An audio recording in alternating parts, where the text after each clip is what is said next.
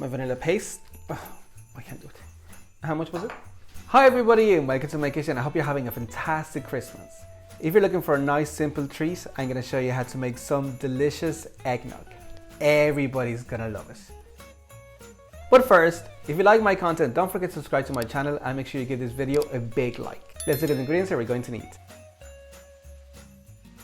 Alrighty, first things first, we have to separate some eggs. I'm going to do them in a bowl just to prevent any mixing of egg yolks into my egg whites and vice versa. It's actually okay if you get some egg white in your egg yolk, but not the other way around. They won't fluff up as much if you get some oil in there.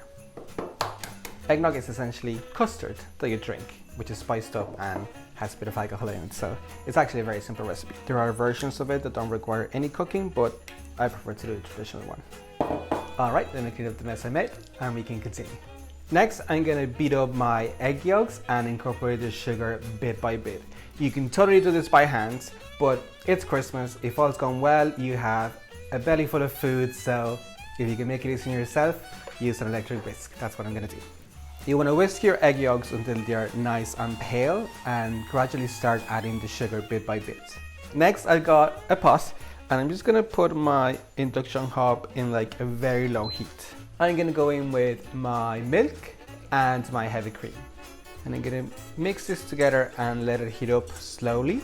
Once it heats up a bit, I'm going to go in with some spices to flavor it. So I've got some nutmeg, ginger, a little bit of cardamom, cloves and cinnamon.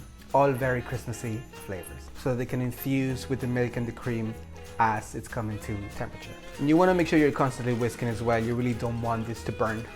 Okay, my milk and cream mixture has just come to temperature. If you have a thermometer, you should reach about 70 to 80 degrees. I'm just going to turn off my heat for a minute because I need to temper my eggs. This mixture is now too hot, so if I were to pour everything into the egg mixture, it's probably going to curdle or scramble them. We don't want that. So using a ladle, just take a little bit and put it over your eggs while whisking constantly. Don't worry too much if you do curdle your eggs a little bit. You can strain it afterwards and it just fixes the problem right away. Now that my eggs have gone to temperature, I can actually put them back into the pot and just continue whisking and heating them up until they reach 80 degrees. Once again, you don't want to simmer, you don't want to boil them. That will overcook it. It feels much thicker already. We've now reached the temperature that we want, so it's 80 degrees, and I'm going to show you how thick or how it has thickened. If you get a spoon, it should hold its shape when you run your finger on the back, and it tastes gorgeous. So at this point, I'm going to add in my vanilla extract, about a teaspoon and a half. And at this point, we're also going to add the most important ingredient, the alcohol. Today I'm going to be using rum, but you could use cognac or brandy as well.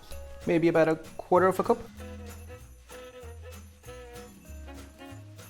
And just whisk it together.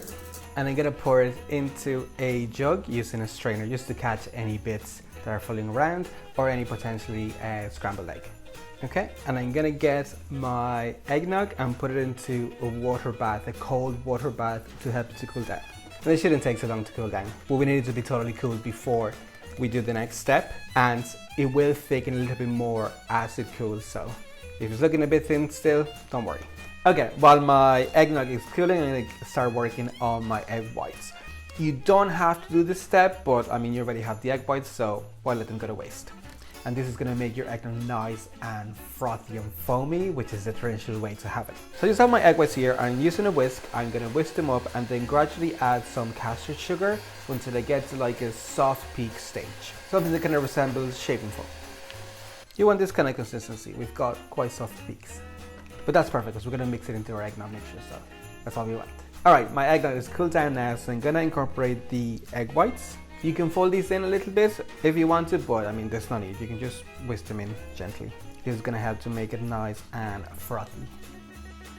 If you want to see other drink recipes that use egg whites, you may want to check out my pisco sour. I will link it up here. Alright, that's it. The only thing we have to do is to serve it. Okay, to serve them up, I'm going to do a bit of a sugary rim on my glasses first. I'm just going to dip it into some water and then dip it into my sugar. The same way you prepare a margarita glass. If you want to check out my recipe for margaritas, click the card up here.